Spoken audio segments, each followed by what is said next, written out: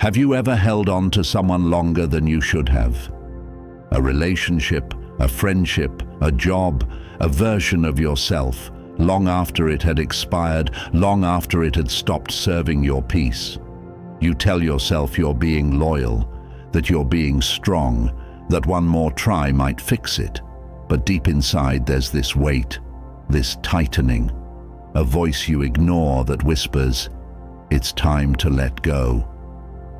Letting go is not weakness, it's not giving up. In fact, it might be the greatest act of strength your soul ever performs. Because what we hold on to often holds us back. We chain ourselves to memories, to identities, to hopes we constructed long ago and never questioned again. But here's the truth, most people don't say out loud. Letting go is not about losing, it's about choosing. Choosing yourself. Choosing clarity over confusion, peace over chaos, presence over fantasy. It's not that you forget, it's that you no longer bleed every time you remember. In this journey, we'll explore what it truly means to let go, not through motivational cliches, but through ancient Stoic wisdom, psychological insight, and real human reflection. But first, let me tell you a story. There was a woman named Ilara. She was thoughtful, kind, and fiercely loyal. She spent 10 years of her life loving a man who made promises he never kept. He wasn't cruel, just absent, emotionally evasive, always needing space, always busy, always figuring himself out. But Ilara waited, and every time he returned, briefly, sweetly, she believed that this time would be different. But time kept passing, and Ilara kept shrinking. Her laughter faded. Her dreams became blurred around his schedule. Her life was lived between the pauses of his affection. And when he finally left for good, without a word, just silence, she didn't cry. She didn't rage. She just sat there, in a stillness so deep it hurt. Not because he was gone, but because she realized how long she had abandoned herself waiting for him. In the months that followed, Ilara didn't move on in the way movies show. She didn't burn his photos or cut her hair. She did something quieter, braver. She started walking again, alone, not away from him, but toward herself. And that is what letting go truly is. It's not about forgetting someone or deleting every trace of them. It's about no longer orbiting your life around what's missing. It's the return to your own center. Let's walk through this path together. Letting go begins with understanding what you truly control. Epictetus, one of the great Stoic thinkers, taught that some things are up to us and some things are not. Simple? Yes, but life-changing. When we suffer, we often confuse the two. We try to control how someone else feels about us. We obsess over the past, thinking we can mentally rewrite it. We predict future conversations, replay old ones, and call that preparation when it's really anxiety wearing a disguise. Modern psychology backs this up. Studies on locus of control, a concept in cognitive psychology, show that people who focus on what they can change, internal locus, experience less stress, better health, and greater emotional resilience than those who fixate on what they can't. Here's a metaphor. Imagine holding sand in your hand. The tighter you grip, the more it slips through your fingers. Control, like sand, behaves best with an open palm. Firm, yet gentle. Today, pause. Write down what you're struggling with, then ask, what part of this is truly in my control? Focus there. Let the rest breathe. From there, we move into the deeper layer. Expectations. Seneca wrote, "We suffer more in imagination than in reality." Expectations are pre-written scripts we give to life. We expect people to treat us how we treat them. We expect apologies when we're hurt. We expect things to play out according to our timing. But when they don't, we feel betrayed, not by life, but by the story we clung to.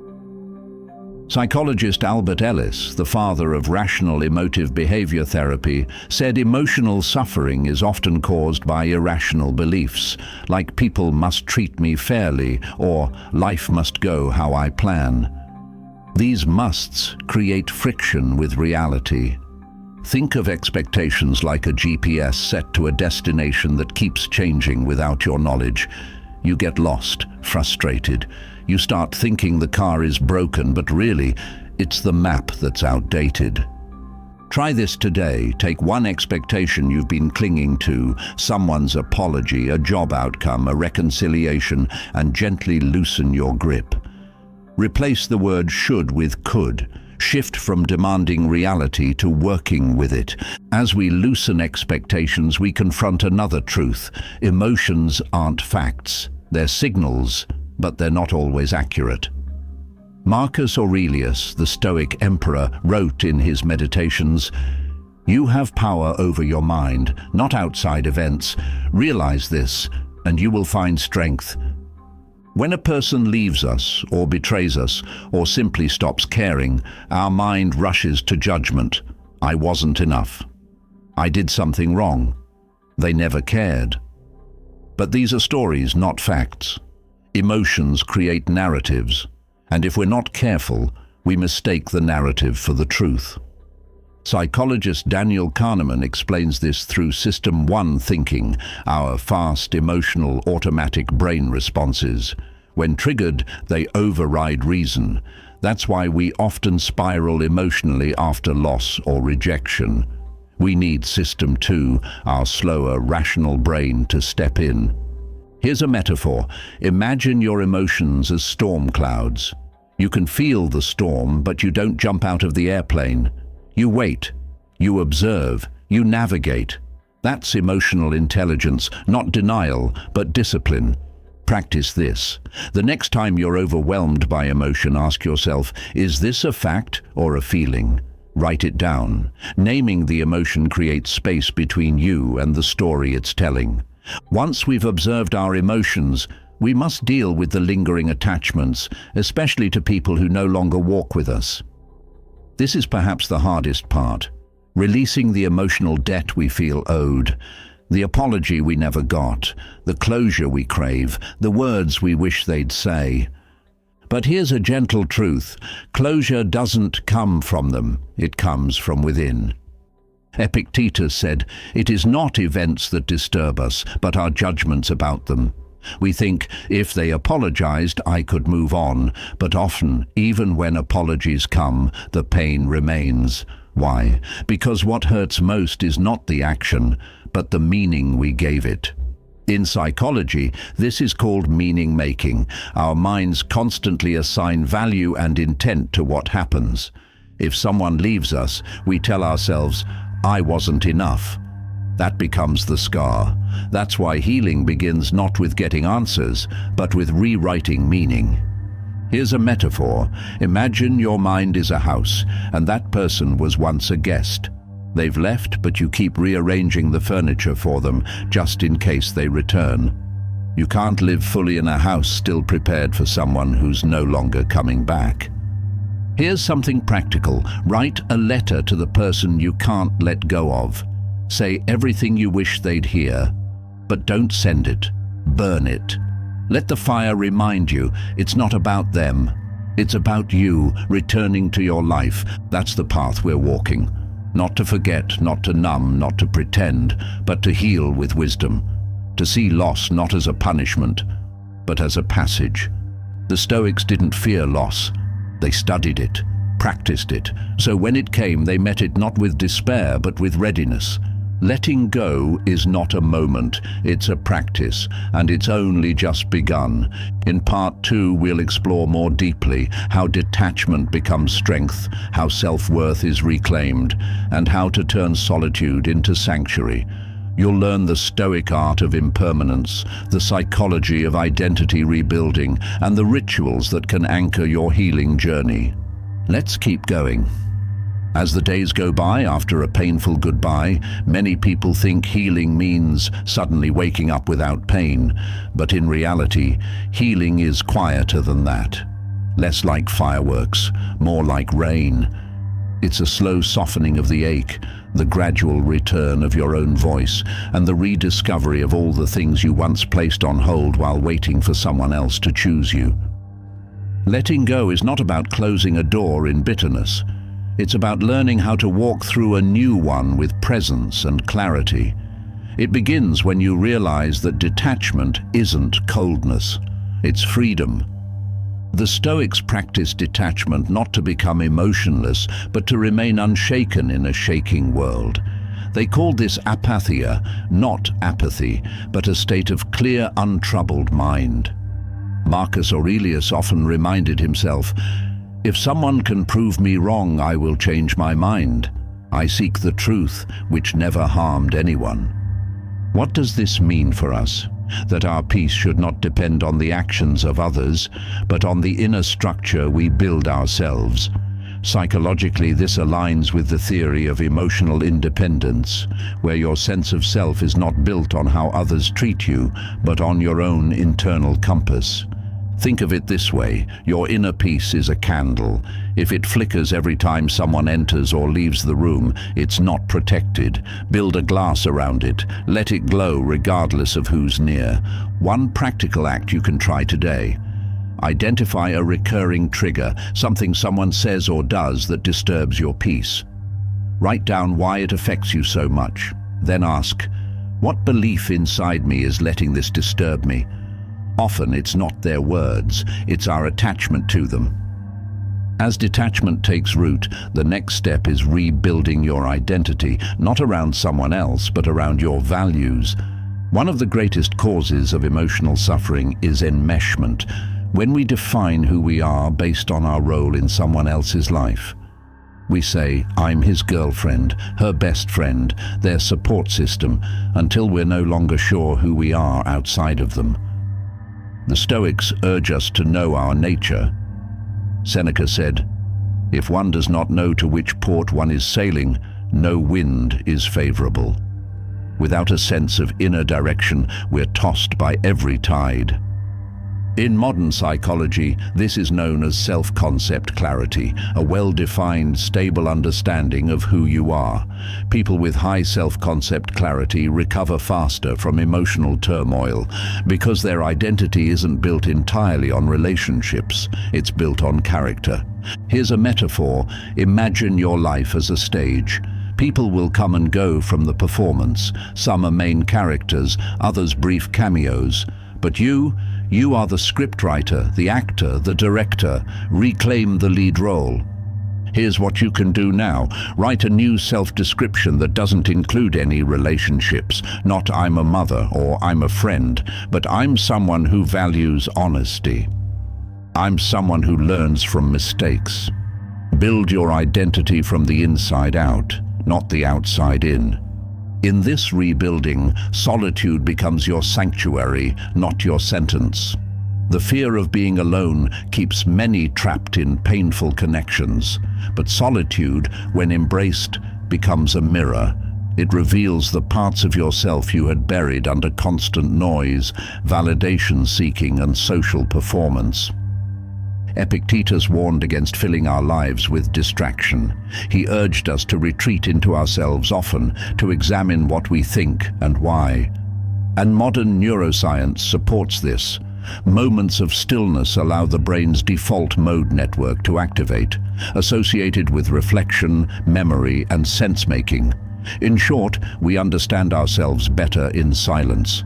Solitude is like a garden. At first it feels empty, then slowly new things begin to grow. Not weeds from the past, but roots of resilience, strength, self-trust. One thing you can do this week: schedule 30 minutes each day with no phone, no people, no distractions. Walk, sit, reflect, not to be productive, but to simply listen to yourself. You'll be surprised what your soul says when you finally let it speak. As you sit in that quiet, you may notice something strange. Regret, the mind's favorite weapon. It whispers, "Why didn't I leave sooner? Why did I trust them? How could I be so blind?" The Stoics had an answer to this: amor fati, love of fate. Not in the sense of being happy bad things happened, but accepting that they did and folding them into the greater story of who you are becoming. Marcus Aurelius wrote, "The impediment to action advances action. What stands in the way becomes the way."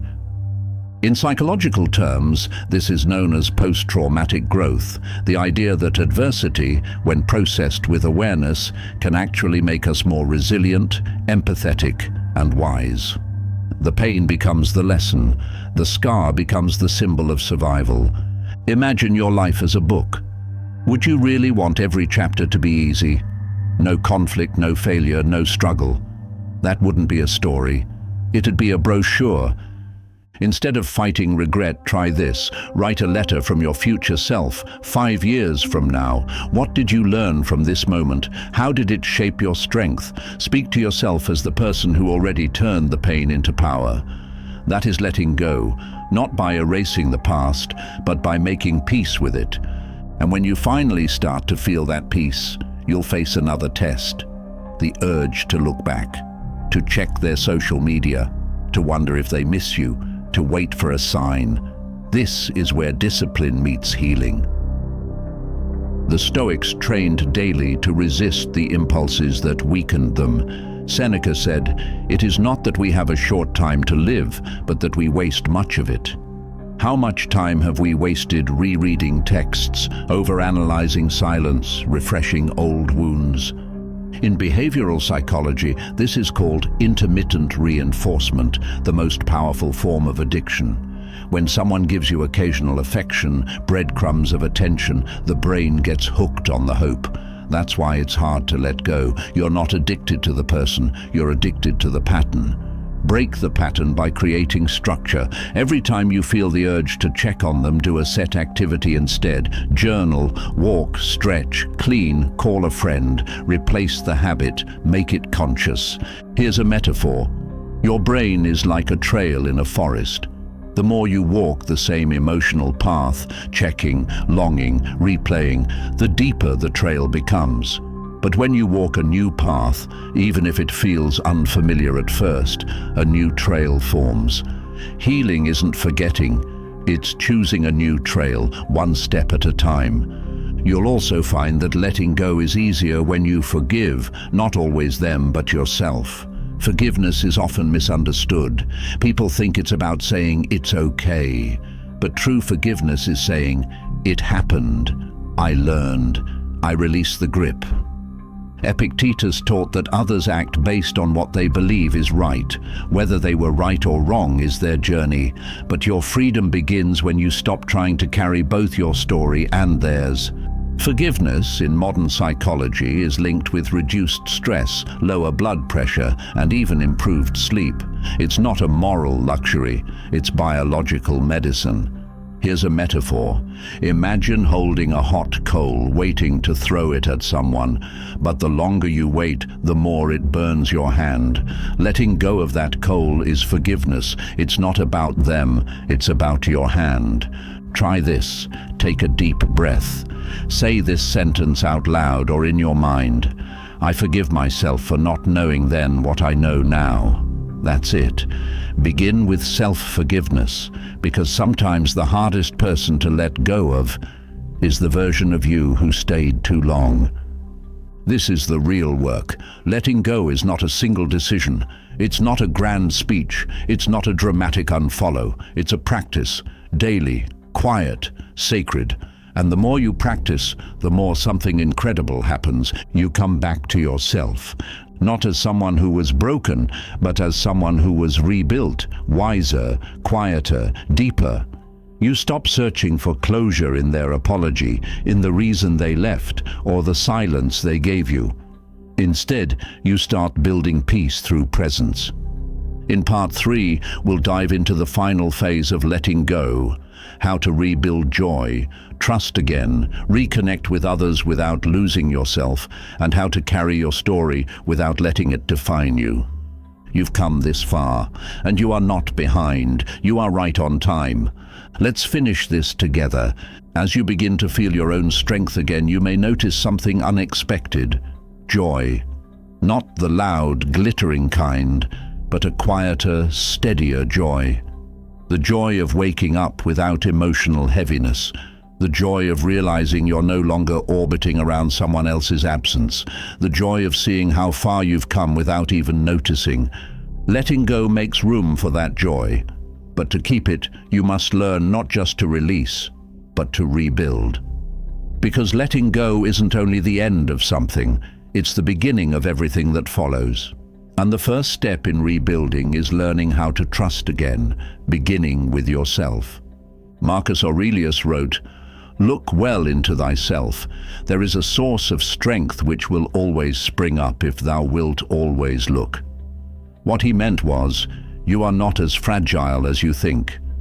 You've survived pain before, you've rebuilt before, and the version of you emerging now is not naive, it is wiser. In modern therapy, we call this self-trust. The belief that no matter what happens, you can respond to it. Not perfectly, but truthfully. People who trust themselves don't avoid heartbreak. They walk into life knowing they have the tools to grow from whatever comes. Here's a metaphor. Think of self-trust as a muscle. You don't build it by reading books. You build it by showing up, trying, stumbling, learning, and still choosing yourself again. A small exercise to practice. Each day, write down one thing you did that honored your well-being, however small. A choice, a boundary, a moment of rest. These small acknowledgements rebuild the bridge back to yourself. Once trust is rooted, love begins to bloom, but in a new form. A form no longer driven by fear or dependency, but by clarity. One of the greatest gifts of letting go is the ability to reconnect with others, not out of need, but out of presence. Seneca believed in the dignity of friendship and love, but also warned, to love is to admire with the heart, to admire is to love with the mind. The Stoics were not anti-love, they were pro-truth. They believed in loving without losing yourself, in giving with intention, not obligation. Modern psychology speaks of secure attachment, a state in which you can both connect and maintain your individuality, where love is not fusion but freedom. This is the kind of connection worth waiting for, one where being yourself is not a threat, but a gift. Here's a metaphor. Imagine love as two trees growing side by side. Their roots may intertwine underground, their leaves may dance together in the wind, but they do not merge into one. Each has its own soil, its own sky, its own strength. If you're healing from codependent patterns, try this. The next time you connect with someone, ask yourself, not do they need me, but can I be fully myself with them? If the answer is no, it may not be love. It may be longing disguised as connection. And now we arrive at something sacred, the ability to carry your story without being defined by it. Many people try to forget their past as a way of coping, but the Stoics believed memory was a tool, not for self-pity but for perspective. Marcus Aurelius kept a journal, not to record victories but to remind himself of his inner world. He wrote to remember what truly mattered, to prepare for death, and to live more intentionally. That's what we must do with our stories, not erase them, but honor them as chapters, not identities. Psychologist Dan McAdams describes identity as a life narrative, and when people heal, they often rewrite their narrative, not by deleting the painful chapters, but by changing how they interpret them. This is called narrative reframing. Here's a metaphor. Your story is a tapestry. Some threads are dark, some are bright, but none stand alone. They all contribute to the design. Even the painful threads add texture, shape, and strength. Try this.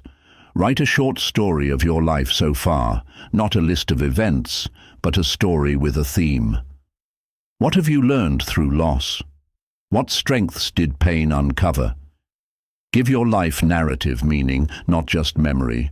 And through it all, the most powerful practice emerges. Gratitude, yes, gratitude, even for the heartbreak, even for the silence, even for the people who taught you how not to be treated. Epictetus taught his students to say, "Thank you, not just for the good, but for the hard," because it's through difficulty that the soul is shaped. In fact, he went so far as to say, when you are offended at any man's fault, turn to yourself and study your own failings. Then you will forget your anger. Gratitude reframes. It does not deny pain, it transforms it. Modern studies show that regular gratitude practices rewire the brain, increasing happiness, lowering anxiety, and even improving sleep. It's not fluff, it's neuroscience. Here's a metaphor. Imagine life as a camera. Gratitude doesn't erase the shadows, it just adjusts the focus. You start to see beauty again, even through the cracks. One small ritual. Before bed, write down 3 things the pain taught you. Not just things you're grateful for, but specifically how that person, that situation, gave you clarity, even if through chaos. Thank them silently. Then close the chapter. Not because it didn't matter, but because you matter more.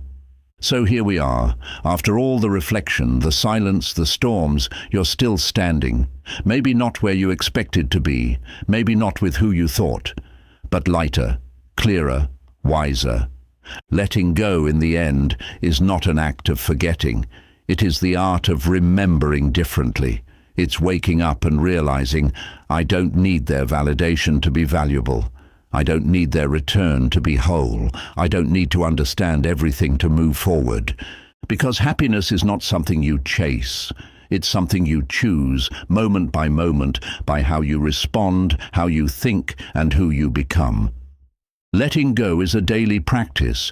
It's choosing presence over memory, reality over fantasy, peace over chaos, and yourself, over and over and over again. As we close this journey, let's quietly reflect on the 13 lessons we've explored, not in a list, but as waves flowing together. We started with control, learning to release what's not ours to carry. Then we loosened the grip of expectation and watched our suffering soften. We separated fact from emotion, gave ourselves the closure others couldn't, and began to see detachment as a doorway to freedom. We rebuilt identity from the inside, embraced solitude as sanctuary, and transformed regret into wisdom. We rewired our impulses, forgave the past, and trusted our ability to walk forward. We redefined love, rewrote our story, and finally gave thanks for the pain that shaped us. This is not the end. This is a new beginning. The person who watches this today is not the same person who began this video. You've changed, not because of me, but because something inside you finally said, I'm ready. Ready to stop clinging, ready to start living. Ready to let go, not in fear, but in power. So wherever you are in your journey, I hope you return to yourself, because you were never the problem. You were always the answer.